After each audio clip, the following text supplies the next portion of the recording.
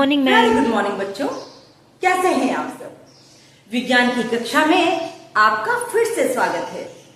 बच्चों, आज हम जानेंगे सूक्ष्म जीव या माइक्रो ऑर्गेनिज्म के बारे में। तो चलिए शुरू करते हैं। बच्चों, स्क्रीन पर आप विभिन्न प्रकार की संरचनाओं को देख पा रहे हैं। ये संरचनाएं ही माइक्रो ऑर्गेनिज्म या सूक्ष्म जीव है। क्या आप में से किसी ने इनको अपने आसपास देखा है? नहीं देखा मैम। नहीं देखा। आपने अपने आसपास गाय, भैंस, भेड़, बकरी, चिड़िया, चूहा, नेवला, सांप और बहुत सारी चीजों को देखा होगा, है ना। इसी तरह पौधों में आपने छोटे पौधे, बड़े पौधे, विशाल वृक्ष, ये सब भी देखे हैं। लेकिन आपने इनको नहीं देखा। क्यों नहीं देखा? जबकि ये आपके आसपास ही रहते हैं।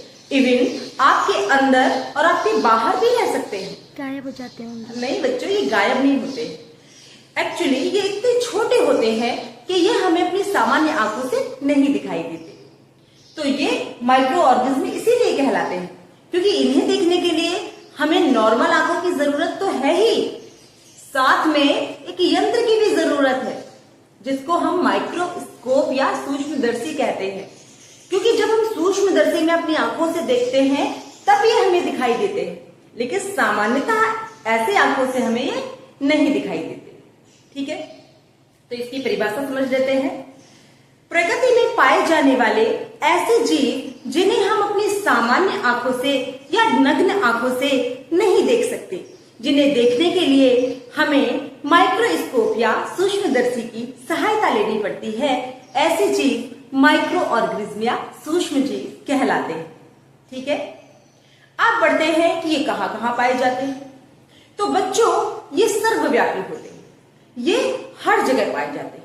हवा, मिट्टी, पानी, जीव जंतुओं और पेड़ पौधों के अंदर और बाहर, ये सभी जगह पाए जाते हैं। ऐसी कोई भी जगह नहीं है बच्चों, यहां तक कि जहां पर कुछ नहीं होता, जैसे बर्फ, गर्म पानी और इसके अलावा समुद्र की तली, दलदल, ऐसी विषम परिस्थितियों में भी ये ग्रो कर सकते हैं, ये रह सकते हैं। सड़े गले पदार्थों में जब ये पाए जाते हैं तब इन्हें मृतोपजीवी के नाम से जानते हैं।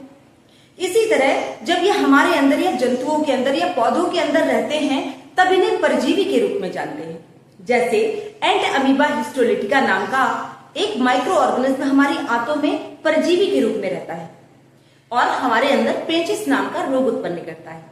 इसी तरह ज़ैंथोमोनास साइट्री नाम का एक माइक्रो ऑर्गेनिज्म नींबू के पौधों में रहता है और उनमें कैंकर नाम का रोग उत्पन्न करता है। बच्चों, ये माइक्रो ऑर्गेनिज्म कई तरह के होते हैं, लेकिन इन्हें हमने जनरली 5 भागों में बांटा हुआ है, जिसे हम देख लेते हैं।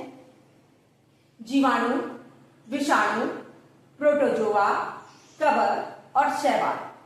ठीक है बच्चों, आपने कोरोना वायरस का नाम तो सुना ही होगा। 2-3 साल पहले कोरोना ने इतना कहर ढाया था कि बहुत सारे लोग हमारे बीच में उसकी वजह से नहीं रहे। ठीक है, बहुत सारे लोग बीमार हुए और उनका इलाज संभव नहीं हो पाया। वो एक प्रकार का विषाणु था और हमें दिखाई भी नहीं देता था, लेकिन बीमारी हो जाती थी, है ना। इसी तरीके से कई बीमारियां माइक्रो ऑर्गेनिज्म के द्वारा होती हैं। ठीक है बच्चों, माइक्रो ऑर्गेनिज्म हमारे लिए हानिकारक तो है लेकिन साथ में लाभदायक भी है। जैसे माइक्रो ऑर्गेनिज्म के द्वारा ही गन्ने के जूस से सिरका बनता है। माइक्रो ऑर्गेनिज्म के द्वारा ही हम ब्रेड बना पाते हैं। ईस्ट नाम का माइक्रो ऑर्गेनिज्म ब्रेड बनाने में सहायता करता है। इसी तरह शराब जो होती है, अल्कोहल, वो भी माइक्रो ऑर्गेनिज्म की वजह से ही बनता है। दूध से दही माइक्रो ऑर्गेनिज्म की वजह से ही बनता है।